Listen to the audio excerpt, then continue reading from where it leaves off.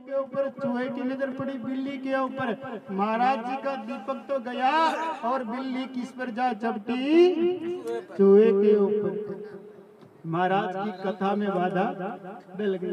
तो ऐसे ऐसे कोई यदि श्रोतागण आवे तो अपने यहाँ ऐसी बदमाशी नहीं करनी, शांति पूर्वक बैठ के कथा को सुनना। बोलो सच्चिदानंद भगवान की।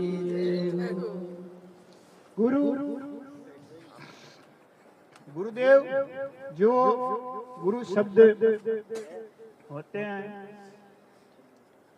शब्द की वाणी ऐसे होती है कि अगर अपना एक पुत्र हुआ और उस पुत्र को हम यदि जय सिया राम बोलना सिखाएंगे तो वह सीताराम ही बोलेगा। और उस पुत्र को यदि हम और कोई वाणी सिखाएंगे बचपन से तो उसी वाणी पर चलकर आगे वही संस्कार आकर अपने सामने खड़े हो जाते। बच्चों को संस्कार देना और संस्कारों की जो विभिन्न पाठशाला होती है वो अपने परिवार से शुरुआत होती है महाराज। उस पाठशाला को कैसे बनाना है, अपने बच्चों को कैसे संस्कार देना है, ये अपने हाथ में स्वयं एक सीखना चाहिए अपन को। एक माँ होती है अपने बेटे बेटी को वो सिखाती है, पिता होता है वो अपने पुत्र को शिक्षा देकर चलाता है। अब सीधे हम गुरु शब्द का उद्घोष करते हुए भगवान को मनाने के लिए आ रहे हैं। प्रभु को चिंतन किया जाता है।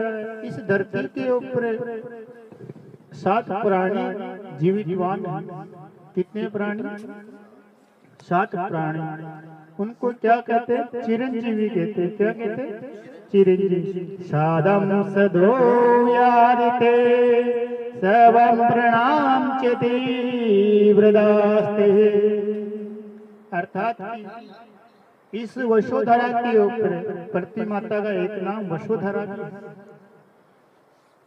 इस पृथ्वी माता के ऊपर 7 प्राणी अपने जीवित हैं। कितने युगों से जीवित है? 3 युगों से ही जीवित है। सतयुग से जीवित है, त्रेता से भी जीवित है और द्वापर युग से भी जीवित है। अब सतयुग से तो त्रेता से भी और द्वापर से भी है। अब आपको किसी को यदि याद हो कि भाई कौन कौन जीवित हो तो एक बार थोड़ा सा उद्घोष कर देवे। किसी को भी याद हो कि इस धरती पर वो प्राणी, आप तो जीवितवान हो ही सभी, लेकिन इस धरती पर 3 युगों से, कितने युग अपने हिंदू धर्म में? 4 युग। कितने युग? 4 युग। सतयुग, त्रेता युग, द्वापर युग और अभी कौन सा युग चल रहा है? कलयुग। कलयुग केवल नाम मात्र का, अभी नाम मात्र का, छाया मात्र भी कलयुग की अभी इस धरती पर प्रवेश नहीं की। इस धरती के ऊपर कितने प्राणी जीवित है? युगों से 7 चिरंजीवी प्राणी जीवित हैं, जिनके अंदर हनुमान जी महाराज भी जीवित हैं। अपने हिंदुस्तान के अंदर सबसे ज्यादा मंदिर किसके मिलेंगे?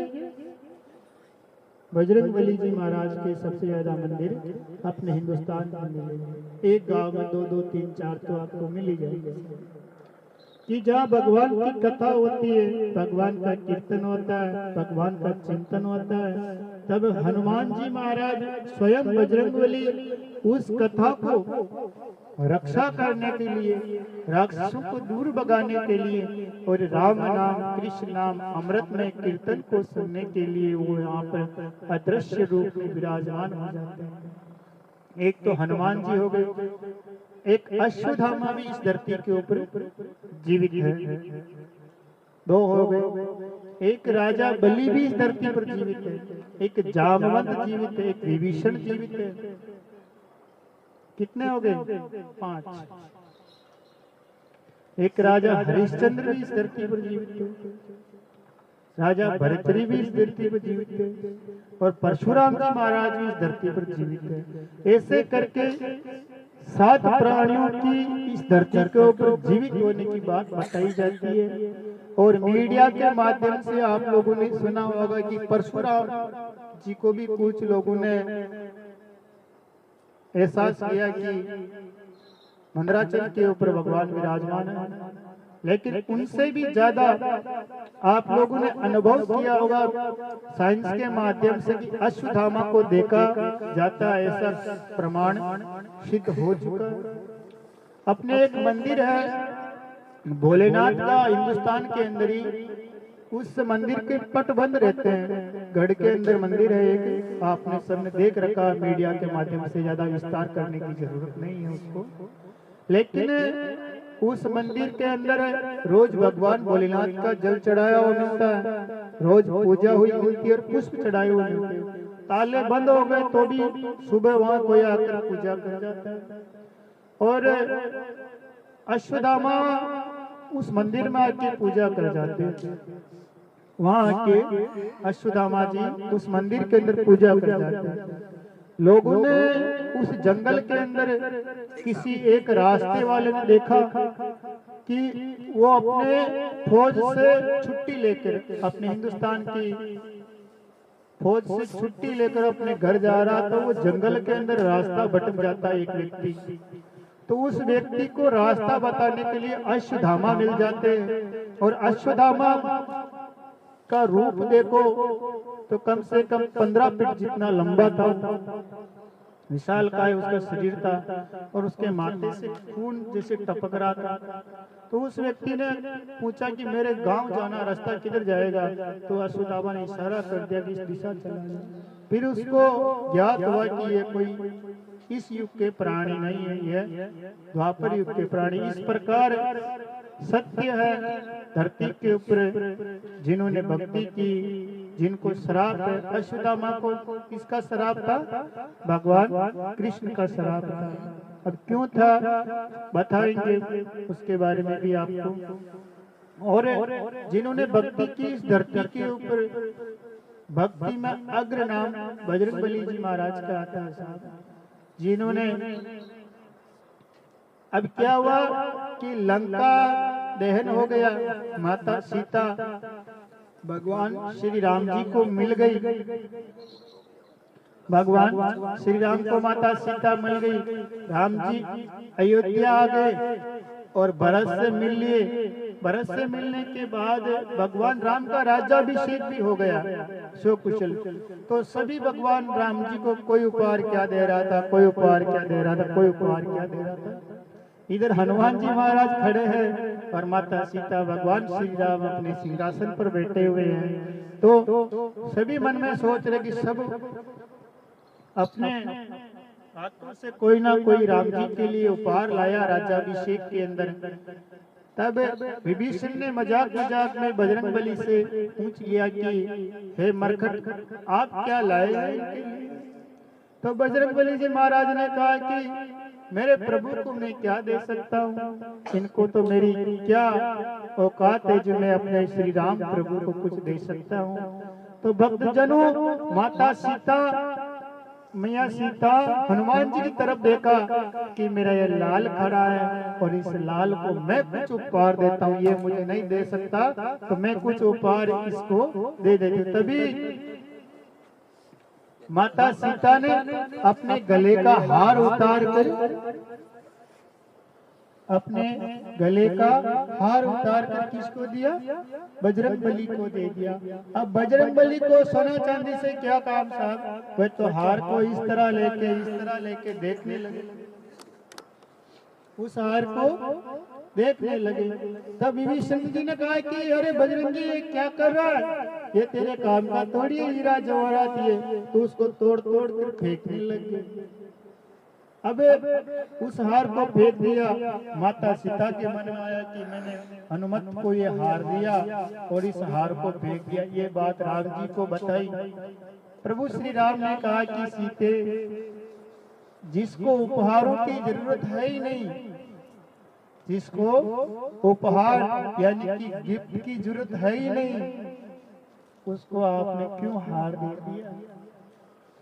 उसको क्या पता कि ये सोना हीरा मोहरात उसके नहीं चाहिए, उसको जो चाहिए अभी उसके सीने में विराजमान है, उसको जो चाहिए वही उसके सीने में विराजमान है साहब। तब विभीषण ने कहा प्रभु इनके सीने में क्या विराजमान जो हमारे सीने में नहीं है? विभीषण राजा ने कहा कि इनके सीने में क्या विराजमान है जो हमारे सीने में, हमारे हृदय में नहीं है। हार्ट में नहीं है। कि राम जी ने कहा कि इसके सीने में वो चीज विराजमान है जो आप लोगों के सीने में तो है, लेकिन आप उसको उजागर नहीं कर सकते। आप वो चीज मुझे दे नहीं सकते। आप मेरे लिए कोई मुकुट लाया, कोई मोतियों की माला लाया, कोई हार लाया, कोई पकवान लाया, लेकिन ये जो मुझे देगा वो तीनों लोक में मुझे कोई नहीं दे सकता। तब विभीषण जी कहा कि बजरंगबली आप क्या देना चाहते हो प्रभु को? कि मैं अपने प्रभु को क्या दे सकता हूँ, कि मेरे पास तो मेरे प्रभु मेरे हृदय में विराजमान है। तब माता सीता ने कहा कि हृदय में विराजमान है तो कहाँ है बताओ। तब भगवान बजरंगबली ने अपने सीने को फाड़ा और राम सीता लक्ष्मण छवि का दिखाई अपने सीने में दिखा दी। साहब ये होती है भक्ति की भक्ति। भक्ति की भक्ति ये होती है, यदि कोई भक्ति की परीक्षा लेता है ना तो साक्षात्कार उसके सीने में मुख बोलने लगता है कि डर मत बेटा, मैं तेरे पीछे खड़ा हूँ, जा जंग लड़। और यही हमारे पूज्य भाई साहब शंकर जी ने, गोपा जी ने जंग लड़ी और आज हम सब इस प्रांगण पर बैठकर कथा सुन रहे। साहब जिसके मन में दृढ़ संकल्प होता है, हिम्मत होती है और पीछे कवच पहने हुए, हाथ में भाला लिए और कमर तलवार लटाए हुए सफेद घोड़ी के ऊपर कोई अश्वार खड़ा होता है, जा बेटा कूद जा रण में, मैं तेरे पीछे खड़ा हूँ। साहब उस रणबंका राठौड़ की ताकत के ऊपर शंकर जी भाई साहब ने इस जगह का अभी बचा कर रखा है कुशवाहा आदि, क्योंकि इनको डर नहीं है। इनके पीछे वो शक्ति खड़ी है साहब जो हम सब के पीछे, क्योंकि इन्होंने बचपन से ही उसके चरणों की धूल को अपने माथे पर तारणहार ईश्वर समझकर लगाया। इसीलिए आज यहाँ पर इस एरिया के अंदर इस स्थान की रक्षा, क्योंकि स्वयं गुरु माता ने भी कहा था कि स्वयं ईश्वर आकर मुख नहीं बोल सकता, तो किसी ना किसी के शरीर को माध्यम बनाकर उसको मार्गदर्शन करता है। साहब तो साहब हम सब इनके साथ पग से पग खड़े हैं और जब भी इनको जरूरत पड़े इस स्थान के ऊपर बेझिझक होकर हम सबको याद करना। साहब हम सब इनके साथ खड़े रहेंगे, क्योंकि धर्म की लड़ाई है। धर्म की लड़ाई किसी को नाचने वाले को लिया 2000 पब्लिक वैली हो जाएगी, और भगवान की कथा में तो कोई 10 लोग 20 लोग ईसाई के। आप कह दो कि हम गौ माता के टेलर को खाली करवा रहे, ट्रक को खाली करवा रहे, ज्यादा से ज्यादा 10-15 आदमी आपके साथ लग जाएंगे। बाकी जो अमीर है, जिनके बड़ी बड़ी फॉर्चुनेट है, वो तो शायद मेरे हिसाब से तो फोटोग्राफर साथ नहीं लगेंगे गौ माता को बचाने के लिए। जो करोड़पति है, अरबपति है, अंबानी जैसी फर्में हैं, उनको पूछ लो कि गौ माता को बचाओ तो उनको टाइम ही नहीं है, क्योंकि उनके पेट में पहले गैस की बीमारियां हो रही है। उनको गौ माता को बचाने का टाइम ही नहीं है, समय नहीं है उन लोगों के पास। ये गौ शब्द, क्योंकि गौ को चराने के लिए तो मेरे गोविंद धरती पर आए थे साहब। मेरे गोपाल इस धरती पर आकर गौ माता को चराया, इसीलिए उनका क्या नाम पड़ा? गोपाल। गोपाल गोपाल यानी कि गौ माता का पालन करने वाला, गौ को चराने वाला क्या कहलाया? गोपाल। और अपने बच्चे बच्चियों के नाम भी अपने भगवान के नाम से रखना चाहिए साहब। हम भगवान के नाम से तो अपने बच्चे बच्चियों के नाम नहीं रखते हैं। आजकल तो सब इंटरनेट फलाना ढीकड़ा टन्नू मन्नू बबलू क्या क्या नाम रखते हैं साहब। भगवान का नाम रखने से, अगर भगवान का नाम नहीं भी लेते हो ना आप लोग, तो भी उसका किसी बच्चे का गोपाल नाम रख दिया, किसी बच्चे का रुक्मणी नाम रख दिया, राधा नाम रख दिया, तो बार बार आप उसको बुलाएंगे तो वह आपका पुण्य उसी समय पाक जाएगा। आपको भजन और कीर्तन करने की जरूरत भी नहीं पड़ेगी। लेकिन हम लोग सब सीरियल देख देख के और इस कलयुग के नामों को रख देते अपने बच्चे बच्चों के, और सभी के यही नाम शंकर जी यानी कि भगवान भोलेनाथ का स्वरूप। भागीरथ यानी कि राजा गणेश जी महाराज का स्वरूप नाम, और राजा भागीरथ जो गंगा माता को धरती पर लेकर आए। इसीलिए अपने नाम को भगवान के नाम से, अपने बच्चे बच्चों के नाम हो सके तो ईश्वर के नाम से जोड़ने की कृपा करें। बाकी नहीं कि ये कलयुग के जो नाम चल रहे हैं बबलू टन्नू मनु, इनसे जोड़ने की आप गलती ना करें, क्योंकि भगवान के नाम से जोड़ेंगे तो बच्चा उसमें भगवान के नाम से जोड़ोगे तो उस बच्चे में भगवान का नाम वो समझ जाएगा कि मेरा नाम कृष्ण, मैं यहाँ कृष्ण तो मंदिर में भी है, मैं कृष्ण, तो उसके अंदर कुछ ना कुछ वो ऐसी चीज उनके अंदर जागृत हो जाएगी भक्तजनों, जो अपने बच्चों को उस संस्कार की ओर ले जाएगी कि वो गौ माता के लिए लड़ सके। लेकिन बच्चों के नाम भगवान के नाम से रखने की कृपा करें। अबे भगवान के नाम से रखने वालों की क्या गति होती है सुनिएगा आप लोग। एक ब्राह्मण था अजामिल, क्या नाम था? अजामिल ब्राह्मण। अजोम प्रभसिद्धि मोक्षावदे पुत्र यस्य नारायणं मोक्षाग्रदे। अर्थात अजामिल नाम के एक पंडित जी थे जो दुष्ट शब्दों का और दुष्ट चीजों का, दूषित जो चीजें होती है, खान पीन होती है, उनका सेवन करते थे महाराज। घर के अंदर बिल्कुल शुद्धता नहीं थी, बिल्कुल अशुद्धता थी उनके घर में। ब्राह्मण भी वहाँ भोजन करना पसंद नहीं करता था, गोमाता भी उनके बाहर खड़ी नहीं होती थी साहब, इतने वहाँ पर दुष्ट काम उनके घर में होते थे।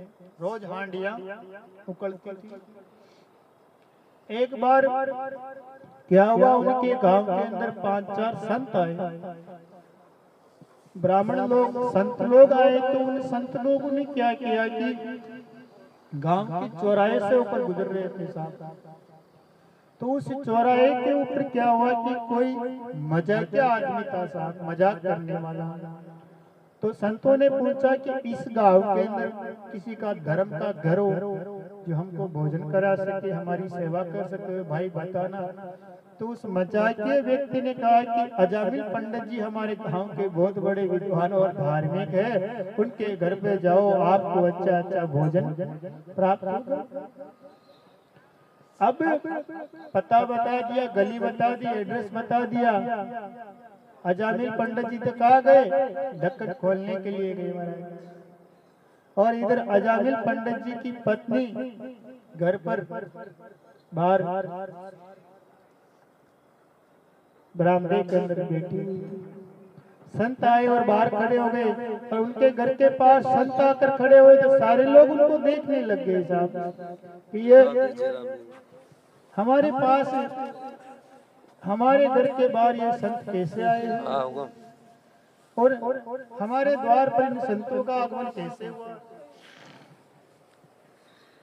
तो महाराज अब किसी दूषित जगह पर कोई आकर ठहर जाता है, एक ठेके की दुकान के पास पंडित जी ठहर जाते थे, सारे लोग उनको देखने लग जाएंगे, पंडित जी शायद दवाई वाई लेने के लिए आए, है ना। तो संत लोग वहां पर अजामिल पंडित जी के घर के बाहर जाकर ठहरे, तो लोग बाग नाड़ नाड़ कर देख रहे थे कि यार ये संत लोग इनके घर पर कैसे आ गए, इनके सारी चीजें चलती है। अब उन संतों को मालूम नहीं था कि इनके घर पर ये दुष्ट चीजों का प्रमाण चलता है। अब अजामिल की पत्नी से उन ब्राह्मणों ने कहा कि मैया हमें भोजन करा दो, हमें खाना खिला दो। अब वो बेचारी खाना कहाँ से लाए, घर में तो ऊंदरे भी चूहे भी 11 के व्रत कर रहे थे उनके घर पर, क्योंकि जिसके घर में ये चीजें ज्यादा होती है साहब वहां पर खाने के दानों के भी फोड़े पड़ जाते, ज्यादा होती, अति मात्रा में होती। क्योंकि हमने बहुत से घर ऐसे उजड़ते हुए देखे हैं, बिगड़ते हुए घर देखे। ये चीज जिनके घरों में है अति मात्रा में, उनके घरों में ये देख लो कि कभी किसी चीज की शांति नहीं रहती। अब सब जान रहे हैं कि क्या चीजें हैं, सब मन में समझ गए हैं, उसका नाम नहीं ले सकते अपन। तो अजामिल पंडित जी के द्वार पर संत आए महाराज, और संत कहने लगे कि मैया हमें भोजन कराओ, हमें भोजन कराओ। वह बेचारे कैसे कैसे आसपास के लोगों से मांग के लाई और चूल्हे को नीपा, पूरी रसोई को गौ माता के गोबर से लेपन किया गया और उसको शुद्ध किया गया। जहाँ पर देखो मैं बताता हूँ, जिसको सूतक नहीं लगता, जिसको छुआछूत नहीं लगती है, किसको, एक तो ब्राह्मण को कभी सूतक नहीं लगता महाराज। किसको? ब्राह्मण के घर में सूतक भी हो जाता है, कोई मर भी जाता है, किसी का जन्म भी हो जाता है, तो ब्राह्मण को सूतक नहीं लगता। एक अग्नि माता को सूतक नहीं लगता साहब, अग्नि माता को कभी सूतक नहीं लगता। और एक पृथ्वी, सूर्य और चंद्रमा को कभी सूतक नहीं लगता। एक घर की तुलसी माता को कभी सूतक नहीं लगता है, और एक मेरी गौ माता होती है साहब, जिसको कभी सूतक नहीं लगता। ये सूतक विरचित अपने धरती के ऊपर बने हुए हैं। भगवान के अंदर ले लो सूर्य चंद्रमा, धरती पर ले लो तुलसी माता, गौ माता, ब्राह्मण और अग्नि। इन चीजों को सूतक नहीं लगता। ये चीजें निर्माल्य होती है, मैली नहीं होती कभी। तथा अब ब्राह्मणों के लिए गौ माता का गोबर का लेपन किया गया, बिछाई की गई, भूमि को शुद्ध किया गया और ब्राह्मणों को बिठा दिया। और अजामिल पंडित जी कहीं गली के अंदर ढक्कड़। अब ब्राह्मणों को कैसे कैसे उनको भोजन कराया। ब्राह्मणों को पता था कि इनके घर में चीजें चलती है, फिर भी उन्होंने वहां पर भोजन किया। क्यों? क्योंकि उनको वहां पर भक्ति की ज्योत जलानी थी साहब, वहां पर भक्ति की ज्योत जलानी थी। अब उस अजामिल पंडित जी की पत्नी ने भोजन करा दिया, उनको मस्त कर दिया। अब दक्षिणा देनी थी। ब्राह्मण को भोजन कराने के बाद क्या दी जाती है? दक्षिणा दी जाती है। ब्राह्मण को दक्षिणा देती तब उनका हाथ यूं रहता है, लच्छा बांधते तब उनका हाथ ऐसे रहता है, और अपन यजमान बनकर लच्छा बना देगा, अपना हाथ ऐसा रहता ताकि वो ब्राह्मण को दिया जाए। और ब्राह्मण लेवाड़ होता है, लेने वाला होता है, ग्राही होता है, इसीलिए उनके हाथ ऐसे रहते हैं। तो पंडित जी ने हाथ लंबे किए, उन संतों ने हाथ को लंबा किया, तो उस माता ने हाथ ऊंचे कर दिया, साहब हमारे घर में भोजन के सिवा और कुछ नहीं। अब उस जगह पर भोजन के सिवा कुछ नहीं है, तो अब क्या हुआ कि मैया तो हमको कुछ दे ना सके, लेकिन तुम्हारे गर्भ में हो सकता है कि कोई बालक आ जाए, तुम्हारे कोई संतान नहीं है, हम ब्राह्मणों के आशीर्वाद से तुम्हारे कोई संतान हो जाए, किसी बालक का जन्म हो जाए, तो मैया उसका नाम तुम क्या रखना? नारायण। क्या नाम रखना? नारायण। संत आशीर्वाद देकर चले गए। कुछ समय बाद अजामिल पंडित जी की पत्नी गर्भवती हुई और उनके एक संतान हुई, जिसका नाम क्या रखा गया? नारायण नाम रखा गया। अब अजामिल नारायण को खिलाता, उठाता, बैठाता, सब कुछ करता, और वह मदिरा के अंदर मस्त रहता। और फिर भी वह नारायण ये कर, नारायण ये कर, नारायण उठ बैठ, नारायण भोजन कर, बार बार नारायण नारायण नारायण नारायण रटता रहता। एक दिन क्या हुआ कि अजामिल की सांसें छूट गई, सांसें छूट गई और उसको यम के दूत ले गए। यम के दूत ले जाकर उसको कुंपी पाक नरक में डाल रहे थे। किसमें? कुंपी पाक नरक, जिसमें पीक भरा हुआ कुंड होता है, पीक, उसको क्या बोलते हैं? कुंभी पाक नरक। उसमें डालने वाले थे भगवान चारुभुजनाथ प्रकट हो गए कि हे दूत रुको, आप इसको कुंपी पाक नरक में मत डालो, अभी इसका समय बचा हुआ, आप इसको वापिस धरती मृत्युलोक के अंदर आप इसको भेज दो। तभी उनको मृत्युलोक के अंदर वापिस भेज दिया गया। वह सारा दृश्य अजामिल पंडित जी को याद रह गया।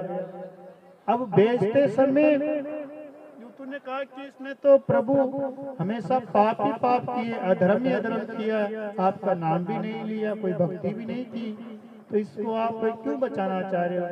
प्रभु ने कहा, भगवान चार भुजानाथ ने, विष्णु भगवान ने कहा कि इसने मेरी भक्ति नहीं की, मेरा नाम नहीं लिया, लेकिन इसके पुत्र का नाम नारायण था, इसीलिए ये बार बार नाम मेरा ही रटता था। इसीलिए इसको वापिस धरती में भेजो। ये नरक में जाने के लिए नहीं है, ये वैकुंठ के दर्शन करने वाली आत्मा है। तो वापिस अजामिल की आत्मा उसके शरीर में आई, उसके आंसू आने लगे महाराज जी, और उस दृश्य को देखकर वो रोने लग गया। उसके बाद उसने सारे दुष्कर्म कामों को छोड़कर भक्ति का नाम पकड़ा और अपने पुत्र को गले लगाकर रोने लगा कि नारायण, आज तेरे कारण मेरे प्राण वापिस आ गए, इसीलिए अपने संतान का नाम, अपने बच्चों का नाम हमें भगवान के नाम से रखना चाहिए। अब यदि किसी के संतान होगी तो उसका नाम भगवान के नाम से आप रखिए, ताकि आप 24 घंटे हमेशा काम धंधे में व्यस्त रहे, कर्म करने में व्यस्त रहे, फिर आप ठाकुर जी का नाम नहीं भी ले सके, लेकिन अपने पुत्र का, अपनी पुत्री का नाम लेंगे, उनके साथ ही भगवान का नाम आपको स्मरण हो जाए। बोलो सच्चिदानंद भगवान की, गौ माता की। ये धरती हमेशा ही कुछ ना कुछ देती रही है मनुष्यों को, सभी को ही देती रही है, सुधिक्षकारता के लिए। और सुधिक्षकारता के लिए भी भक्तजनों आप तो स्वयं समझने वाले हैं। एक बार क्या हुआ कि एक कसाई गौ माता को खरीद कर ले जा रहा था। गौ माता की कथा सुना रहे हैं, सुनो, है ना। एक बार क्या हुआ कि एक कसाई, कोई यहाँ पर हो तो बुरा मत मानना, जो गौ माता को काटने वाला था वह गौ माता को खरीद कर ले गया। गौ माता के साथ गौ माता का बछड़ा भी था। अब क्या हुआ साहब, गौ माता को अपने गोचर कटन के अंदर ले गया और उस कटन के अंदर गौ माता के चारों हाथों को, पैरों को बांधकर ऊपर कड़े से लटका दिया और उबलता हुआ पानी गौ माता के ऊपर छाड़ दिया साहब, जिससे गौ माता की तरुण पुकार निकल गई, गौ माता के आंसू पड़ने लगे साहब। अब बछड़े को तो खूंटे से अलग बांध दिया और गौ माता को लटका रखा, या हाथों में और पीछे पैरों में रस्सी बांधकर गौ माता के ऊपर गरम गरम पानी डालने लगा। पानी डालने लगा और अपने हाथ में छुरी ले ली। गौ माता के तो आंसू नहीं आ रहे हैं, लेकिन उस छोटे से बछड़े के आंसू आ गए। उसकी शक्ल देखकर गौ माता की तरफ वो काटने वाला, गौ माता को काटने वाला देखने लगा कि इसकी माता के तो आंसू नहीं आ रहे हैं, लेकिन इस छोटी सी गौ के बछड़ी के आंसू आ रहे साहब। उसके हाथ थर थर कांपने लगे। उसने अपने हाथ से छुरी को नीचे छोड़ दिया और गौ माता को धरती पर उतार कर उसको प्रणाम किया। ठंडे जल से मैया को स्नान कराया और जहाँ जहाँ गौ माता के घाव हुए थे गर्म पानी से वहाँ पर मलम लगाया और बछड़े को गौ माता के पास छोड़ दिया और बछड़ा गौ माता का दूध पीने लगा साहब। क्योंकि इंसान को समझ में आने के लिए, बुद्धि को समझ में आने के लिए केवल एक शब्द, एक घटना काफी होती है। नहीं कि आज तो मैंने भगवान ही सिखाया तुझे, माँ या गलती हो जाए। इसीलिए साहब हमेशा कोई यदि कर्म कर रहा है, दुष्कर्म कर रहा है, उसकी संगति मत करो। ऐसे संतों की संगति करो, ऐसे व्यक्तियों की संगति करो जो आपको एहसास हो जाए कि ये चीज सही है या गलत है। अब एहसास कैसे होता है? एक हास्यप्रद व्यंग्य का आपको सुनाता हूँ, उसमें आपको महसूस हो जाएगा कि इंसान के कर्म कैसे होने चाहिए। अपने मारवाड़ी में ही सुनाऊंगा मैं आपको। एक बार क्या हुआ कि अपने पुराने जमाने में साहब बैल चलते थे, जिनसे हल चलता था, आप सभी ने देखा होगा। अब नए बच्चे बच्ची हो रहे हैं, कई कई गांव में होंगे तो देखेंगे, बाकी शहर के तो देख नहीं पाएंगे। अपने मोबाइल के अंदर, फोनों के अंदर ही वो लोग देख पाएंगे इस चीज को। तो गांव में क्या हुआ कि एक व्यक्ति के दो बैल थे, एक सफेद बैल और एक काला वाला बैल, काले कलर का। सफेद वाले बैल की गर्मी के अंदर किसी बीमारी लगने से उसकी मृत्यु हो गई साहब। तो उसकी बैल की जोड़ी खंडित हो गई। अब एक बैल से तो खेती नहीं कर सकता, अपनी साख नहीं जोत सकता, आषाढ़ी का टाइम आ रहा था। उसने सोचा कि चारा भी इसका महंगा पड़ रहा है, क्यों ना इसको मेले में बेच कर आ जाए। उस बड़द को वो उस बैल को बेचने के लिए निकला। तो पुराने जमाने में क्या कि ठाकुर की हवेलियां हुआ करती थी, वहां पर सारे लोग गर्मी के अंदर पंचायत करते थे और बातें का ठेके लगते थे। तो वह बैल का धनी जो था, काले बैल का धनी, उस बैल को लेकर उस बाजार से गुजर रहा था। ठाकुर साहब ने कहा कि ए फलाना, इधर आ भाई, इधर आ, तेरे बैल की दिवाली है, इसको तू देना चाहता है क्या? मेले में बेचने के लिए जा रहा, तेरी इच्छा हो तो तू इसको यही बेच दे। उसने कहा कि साहब ठीक है, मैं इसको यही बेच सकता हूँ। आप ठाकुर साहब हो, आप धर्म की गादी पर बैठते हो, सबका न्याय करते हो, आप जो बैल की मोल देंगे वो मोल मुझे मंजूर है। कि सोच ले, तू किसके सामने बोल रहा है कि मैं जो तेरे बैल का मोल करूंगा वह मोल तुमको मंजूर हो जाएगा। उसने कहा, उस काले बैल के धनी ने कहा कि आप ठाकुर साहब बड़े आदमी हैं, आप जो मेरे बैल की मूल्य देंगे वो मुझे मंजूर है। तो ठाकुर साहब ने कहा कि तेरे बैल के 5 रुपए। कितने? 5 रुपए। जबकि बैल था 100 रुपए। पुराने जमाने में 100 रुपए भी लाख रुपए के बराबर होते थे, और आज 100 रुपए की कोई वैल्यू नहीं। 100 रुपए में गाड़ी का पेट्रोल भी नहीं आता, वो तो सरकार ने 110 का कर दिया साहब।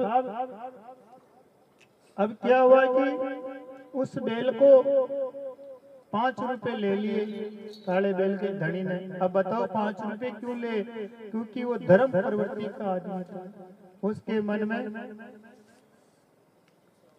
धर्म था, और धर्म की जो हाथ तपा रहे उनको इधर बुलाओ। जिंदगी में तपाने जापे तपरियां जो कतरा कम। जो भी अपना धूना चलाकर बैठे हैं, गौ माता की सौगंध है, जो भी अपना धूना चलाकर बैठे हैं, उन ज्ञानी जनों से मेरा निवेदन है कि यहाँ पर आके विराजे। ठंड तो आपको भी लग रही है, हमको भी लग रही है। आपको गौ माता की सौगंध है, आपकी जनने वाली माँ की आपको सौगंध है कि आप कथा में आकर बैठे। बहुत ज्ञानी जन है, हमको पता है, लेकिन आप इस कथा की छोटी मोटी जो भी हम आयोजन कर रहे हैं, आप आयोजन करता है, आप सहयोगी करता है।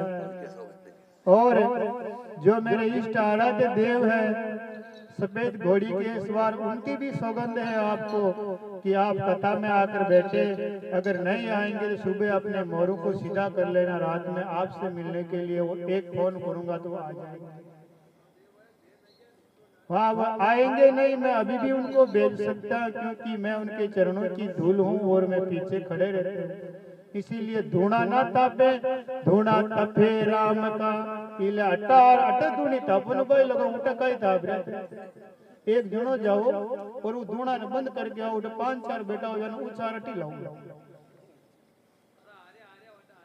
हाँ तो आ जाओ, मैं 1.5 घंटा तो मन ही सो गयो बोलता, 100 घंटा तो थे मारा बेटा का उठो उठो उठ जा, धूनी के बड़े ताप रहा। तो आयोजन ही अपा का करे, इन्हें पूरा बंद कर ला ना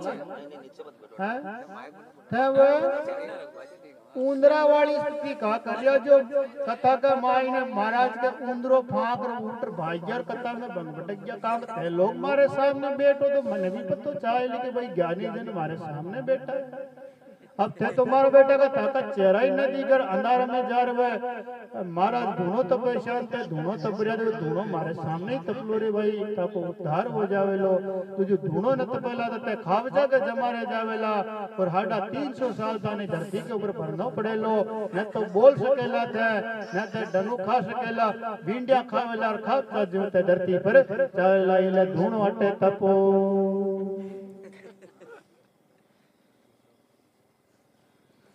जो भगवान की कथा से उठकर जाता है, कुरुड़ पुराण के अनुसार वह किसके जमारे जाता है? कछुए के जमारे जाता है। जो भी धूणो ताप रियो, जो आग लो जमारो खाबचा को पावेला रे भाई। अब वाका मन में आ रही कि महाराज थे खाको पाओ तो देख लीजिए मल्ली है हमारा आस्था। तो भगवान क्या हुआ कि उस काले बेल के धनी ने 5 रुपए ले लिए। उस बेल की रस्सी पटेल जी के हाथ में, ठाकुर साहब के हाथ में थमा दी। और वह संत परवर्ती का और भगवान की भक्ति पर चलने वाला व्यक्ति था। तो 5 रुपए लेकर भी संतुष्ट हो गया कि यार ठीक है, मेरे बेल का मोल यही है। अब वो जाता हुआ देख गया कि पटेल जी की हवेली तो यही है। पाचो चुकनो तो नहीं क्षण क्या कोई आपने साथ में अच्छाई न करियो, आपने अन्याय करियो।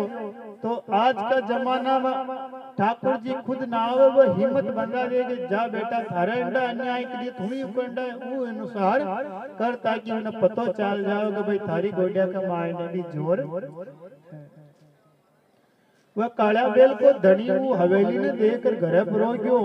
और पटेल जी आपने बेल ने दरवाजा के अंदर जटे बेल बंधा है उठे माई ने बांधियो गाड़ी के माई ने बेल। और वो काले बेल को धनी अषाढ़ी का टेम आवे, सब लोग बाग खेता के माई जावे, कोई खेत खोदवा जावे, कोई खेत में बाबा के लिए जावे। वो काला बेल को धनी एक पंडित जी को रूप बना, धोती पैर, एक कुर्तो पैर, गला में झोली ना अगर 5-4 माला पैर और माता के छापी बांध रहे पंडित जी को रूप बना। और ठाकर साहब का दरवाजा के सामने आर खड़ो हो गयो। ठाकर साहब कहो कि पंडित जी कटू आया? ठाकर साहब सीधो ही में आपके ले काशी। ये आपने चाय दूध देवो छरिया और माका नानु मानो तो कथा चलती है तब तक चाय दूध अलाउड है। वही चीज की हां ठीक है पूछवा चलने दो। चकचुंदरी के जमारे मत जाओ, शांति में बैठो। अब जमारा तो जोरिया सी लेना है बाबूजी, कहीं न कहीं सब भूगत मैं मुंह छुड़ा सकूं, मैं छुड़ा सकता हूं, छुड़ा सकता हूं, छुड़ा सकता। धूणो मत ताको, छूट जाएगा। खालसा के जमारे धूणा में था अपना लिस्ट में। हाँ वो तो तपना तो धूणा में है, माटी को शरीर माटी में मिल जानो है। तब कई होए कि काला बेल को धनी वो बेल ने बेचर पंडित जी को रूप बना और आज्ञो। ठाकर साहब कहो कि पंडित जी कटू आया? ठाकर साहब चिंता मत करो, था गला सीधो काशी जी चलियो आ जाओ।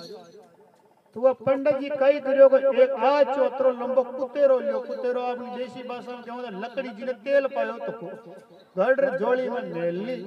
पंडित जी कहवे वे काले बेल को धनी के ठाकर साहब थाका घरे पुली बाढ़ ने न देखने बण घणावटा मनक आ जाए पंचांग को लियो। और आप अंदर चला, दरवाजा का कुआड़ बंद करो और अंदर बैठ रहा। आपको हाथ देखूं अच्छा, आपकी कुंडलियां अच्छा देखूं। ठाकर साहब गई पंचांग दकाबाजी सो गई। तो दरवाजा में पंडित जी ने बिठाया और दरवाजो बंद कर दियो। पंडित जी जो ठाकर साहब बैठो, पंडित जी वाका ने बैठिया, लो मारो हाथ देखो। और वह पंडित जी निकालता ही कुतेरो और ठाकर साहब के मोरा पे धड़ा धड़ 5 से कुतेरा पड़वा लग गया जी। थाल पड़े जी, थाल ठाकर साहब के मोरा ने उड़ा कर दिया कि मारा बाप पंडित जी तू मने का कूटे कि मारो कालियो बड़द 5 रुपया को 2-4 कुतेरा और पड़िया। कोई होवे तो रोष मत कर जो रे, कोई ठाकर साहब होवे तो रोष मत कर जो को माफी चाहूं। हास्य हृदय त कह दे ला के मान पंडित जी ता ईशान कान केरे खाले सूरज ना गांव का महीने भी मन निकल बा। तो अब क्यों के भाई मने तू कूटे मन मानो की चाहे तो मारो कालियो 5 रुपया को जो के ये मने कूटे मत मारा गला के मायने या खुंगाली रहे पुराना जमाना का लोग बाग पेरा या चांदी की खुंगाली दिल ले जा मारा बाप तू करो जागो मत कूटे थारी मार खाबा की क्षमता मारा में कौन।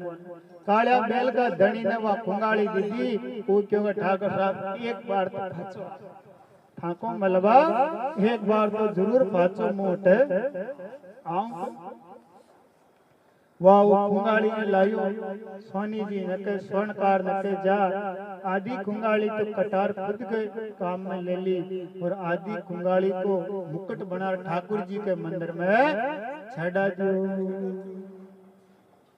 अब ठाकर साहब का अटी ने मोर दुखे और भादवा का काला काला बादला और ठाकर साहब के मोर दुखे तो टुकरायण के खाई होयो तो खाई मत गयो घणी भरी हुई तो सीढ़िया पड़ गयो जो मारा मोर दुखे यूं पतो कोने का भाई सीढ़िया को न पड़या थाके तो कुतेरा पड़या तो मोरा पे झूठ थाके दुखे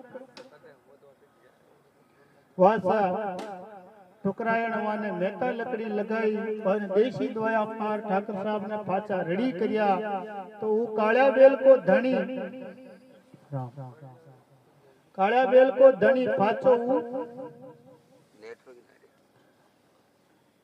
अब खाको रूप बना रहा हो एक वेद जी को एक डॉक्टर साहब को रूप बना रहा हो वेद जी को जो कहीं के वो नस नासूर की दवा पुरानी मार की दवा पुरानी चोट की दवा सब दवा हमारी झोली के माई ने कोई के लगानी हो तो बोलो। ठाकर साहब पटेल जी कहो कि मारे घड़ी को ना मोर दुखे कि या दवाई आप कने कहो तो बता दो कि या मारी जो दवाई है ठाकर साहब या बाढ़ न लगानी आओ या कमरा के माई ने या मतलब अंदर पेक और लगाओ इमा हवा न लागनी चाहे दवाई के तो ठाकुर साहब जी अपने दरवाजो गेट बंद कर ला मारा दवाई लगा दो तो ठाकुर साहब पाचो दरवाजो बंद करियो और काळा बेल को धनी अंदर गयो वही पाचो कुतेरो काट पाचो ठाकुर साहब के झूम गयो तो मारा बाप तो पाचो आ गयो जी मैंने कूटबा के लिए जी थाल पड़े जो वाकी वही दवा पाची आके लगावे कि पुरानी मार की दवा मारो के बैल 5 रुपया को पंचाई केर होती हताया के माते बेड कोई को न्याय केर होती ठाकर साहब जो हमारी हाथ पीड़िया ने भी कसम कला जाम तो वह पंचाई बेड न करे तो मैंने मत कूटे और ये हमारे पगड़ी के माते 1000 रुपया बन जाओ ले जा अब मैंने छोड़ देगा अब कभी मैं पंचाई न करूं तो 1000 रुपया ले लिया काला बेल को धनी और वाला आचा सुधार और ठाकुर जी के आयो और 1000 रुपया नु 500 रुपया ठाकुर जी के मंदिर में चढ़ा दिया 500 खुद के काम में ले लिया। धार्मिक मन का की प्रवृत्ति अशान की ओबो करे जो अपना कर्म भी करे आपने अन्याय हो जावे तो अन्याय लड़ धर्म को काम करे आपा रास्ता के मायने चाल यार कोई को फोन गिर जावे कोई को परस गिर जावे अगर अपना संस्कार सही है अपनी संगति सही है आप अच्छा मन का में उठा बेटा आपनो चित्त सही है आपका मन सही है तो उनको परसा पर उन्हें लौटावा उनको फोन उन्हें लौटावा और अपना मन के मायने राक्षस बेटियों तो को सुरपण का बेटी थी की रावण बेटियों तो को वो चीजा आपा ने कोई लौटावा और अपने काम में ले लो क्योंकि अब देखो वो आदमी के बिना बुद्धि क्षान आवे भांस कोई है भांस कोई है राक्षस कोई है ताड़ कोई है या पूतना ताड़ का दो ही राक्षस ही है कोई है राक्षसी और राक्षसी का दूध भी बड़ा कई होवे राक्षस होवे और गौ माता का दूध भी बड़ा कोई होवे भगवान का भक्त होवे इला अपन खा को दूध पीनो चाहे गौ माता को दूध पीनो चाहे लेकिन सब जावे डेरिया की थैलियां लावे और डेरिया को दूध पीवे गौ माता को दूध कोई न पीवे कहा के गौ माता को दूध पी तो वाले नंदे का अपना ज्ञान आ जाए अपनी बुद्धि ज्यादा फट जाए और अपना में ज्यादा लक्षण आ जाए इसलिए गौ माता को दूध कोई न पीवे सब 60 रुपया लीटर को भैंस को दूध लाओ अच्छी भेंट आवे जो दूध लाओ और पचखाई बनाए वही सुरपण का शान का लक्षण आवे खुद का माँ बाप ने पीटे वाने सतावे, खुद की लुगाया न पीटे और बाणु माँ का मानपरा के मायने साहब ऐसी घटना हुई कि माँ आपने खुद बच्चा का गला काट दिया साहब। वह काको दूध पी दो, वह सुरपण काको दूध पी दो, इले आपने गौ माता रो दूध पीनो चाहे साहब। गौ माता के लिए तो धरती पर कतरा शीश कट गया साहब। शीश कटिया धड़ लड़िया या धरती है भगवान की, सतपुरुष जन्मे चटे कई कई परमाण मिले। ये धरती के ऊपर साफ फेरा काटा भी गौ माता गले छोड़ रण में चढ़ गया। ये धरती के ऊपर फेरा खाया सतपुरुष, फेरा खाता भी छोड़ रण में चढ़ गया। ससुराल के माई ने गया, पत्नी ने लेबा और हम जा रहा गया कि गाया ने मीणा लग गया साहब, तो ले तलवार रण में चढ़ गया साहब गौ माता के। ये धरती पर अस्यो अस्यो शूरवीर आपनो बलिदान दियो। ये धरती पर कर्म भो में, इसलिए अपने गौ माता की रक्षा करनी चाहिए और गौ माता अपने जीवन के अंदर गौ को आशीर्वाद बहुत जरूरी, क्योंकि गौ माता के लिए तो कतरा युद्ध हो गया, कतरा क्षत्रिय राजा अपना शीशा को त्याग कर दियो, अपना धड़ कट गया, शीश ले गया, लेकिन वह धरती माता के ऊपर अपने शरीर को बलिदान देकर अपने गौधन की रक्षा की हिसाब। तो अपन को एक ऐसा धर्म बनाना है, एक ऐसा नियम बनाना है कि अपने घर के अंदर गौ माता हमेशा एक गौ माता हमेशा एक घर के अंदर होनी चाहिए।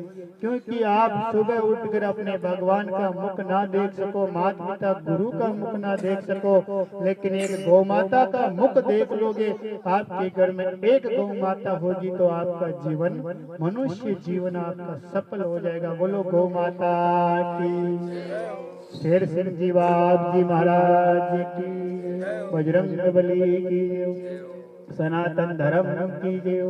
तरुण में पुकार गौ माता की होती है और गौ माता गोविंद को पुकारती है कि हे गोविंद, हे गोपाल, आज इस धरती के ऊपर आपके सच्चे भक्त लड़कर अपने शिशु का दान दे गए, वो तो लड़कर हमारी रक्षा कर गए, लेकिन आज पापी लोग भूषण खाने चला रहे, हमें काट रहे हैं, हमें बड़े बड़ी गाड़ियों में भरकर रात के समय ले जा रहे। हमारी रक्षा करने वाला कोई नहीं है साहब। जिसने गौ माता का दूध पिया, गौ माता का गौमूत्र पिया, उसके कोरोना का एक भी डोज नहीं लगा क्या किसी साहब। मेरे बाबा की कृपा से इस दास ने कोरोना के अंदर कम से कम या देख लो 1.5 साल तक रोज 1 कप गौमूत्र का पिया, एक भी डोज मेरे शरीर में नहीं है और मैंने लगवाए भी नहीं, सर्टिफिकेट भी नहीं बनवाया साहब। गौ माता का गौमूत्र पीता था और उस कोरोना के अंदर खूब शादियां करवावा गया मैं, शादियां क्षण करवावा, खेत के ऊपर जावा, बच्चों बच्ची उनका माता पिता और पेंट शर्ट में जावा, महाराज घी ओम नारायण ओम, फिर 1100 रुपया ले भाचा घर आ जावा। एक जगह तो काका जी आ गया तो महाराज ने भी गाड़ रखा बछाड़ा के मायने बनना पड़ो रे भाई। क्यों? और उस कोरोना काल के अंदर सबसे ज्यादा टाइफाइड हुआ था उस बाबूजी के आशीर्वाद से थोड़ा बहुत झाड़ा फूंक ये दास कर देता है। लोगों के झाड़ा फूंक करने लगा, थानादार साहब से सूचना चली गई कि पंडित जी ये कर रहे हैं साहब। वो भी काम मैंने बंद कर दिया था उसके अंदर, क्योंकि धर्म के काम यदि कोई करता है तो उसमें बाधा आएगी आएगी, कोई अच्छा काम करेगा तो उसमें बाधा आएगी आएगी। इसीलिए इंसान को हमेशा गौ माता के चरणों की पूजा करनी चाहिए और गौ माता के लिए साहब अपना तन मन धन न्यौछावर कर दो। आज एक 5 लाइनों के माध्यम से आप लोगों को मैं बुलवाना चाहूंगा। सब जने मेरे बोलने के बाद आप लोग बोलेंगे, मैं आपकी भाषा नहीं बोलूंगा उसमें। हो जाओ तैयार साथियों, हो जाओ तैयार, हो जाओ तैयार साथियों, हो जाओ तैयार। अर्पित कर दो तन मन धन, मांग रही बलिदान गौ। जो गौ माता की काम नहीं आया वो जीवन बेकार, वो जीवन बेकार साथियों, वो जीवन बेकार। हो जाओ तैयार साथियों, हो जाओ तैयार। अर्पित कर दो तन मन धन, मांग रही बलिदान गौ। जिस गौ माता के खातिर गोविंद बने गोपाल, जिस गौ माता के खातिर गोविंद बने गोपाल, जिस गौ माता के खातिर पापुरा तोड़ हुए परमार, जिस गौ माता के खातिर सरबदारी तेजल हुए महान, जिस गौ माता के खातिर गोगा चौहान हुए महान, जिस गौ माता के खातिर उणिजा शान बने मान। हो जाओ तैयार साथियों, हो जाओ तैयार। अर्पित कर दो तन मन धन, मांग रही बलिदान गौ। जिस गौ माता को धरती पर गोविंद चराने आए, जिस गौ माता को धरती पर गोविंद चराने आए। हाथों में थी बंशी फिर असुर बड़े गौ को सताया, तो उठाया चक्र आज साथियों, हो जाओ तैयार। अर्पित कर दो तन मन धन, मांग रही बलिदान गौ। बोलिए गौ माता की।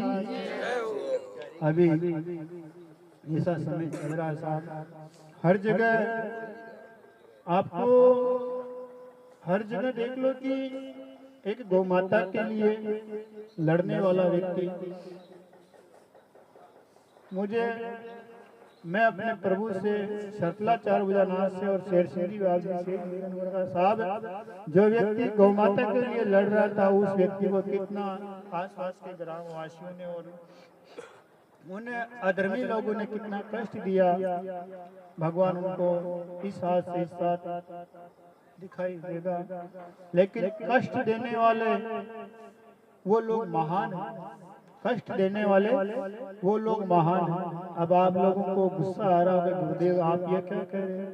जिस व्यक्ति को जिसने कष्ट दिया वो लोग बहुत महान है, क्योंकि उन पापियों को पता नहीं है, उन अधर्मियों को पता नहीं है कि जो बंदा गौ माता के लिए लड़ रहा है उसका दृढ़ संकल्प ये है कि एक बार इस सुरजना गांव के अंदर इस धरती पर सिद्ध श्री गौशाला का निर्माण अभी हो चुका। उसकी लड़ाई का रिजल्ट इस गोप नवरात्रा में बाप जी और सांवरिया सेठ के माध्यम से उस व्यक्ति को मिल चुका है साहब। केवल इस वार्षिक ही बात हुई थी कि वहाँ पर छोटा मोटा कार्यक्रम होना चाहिए।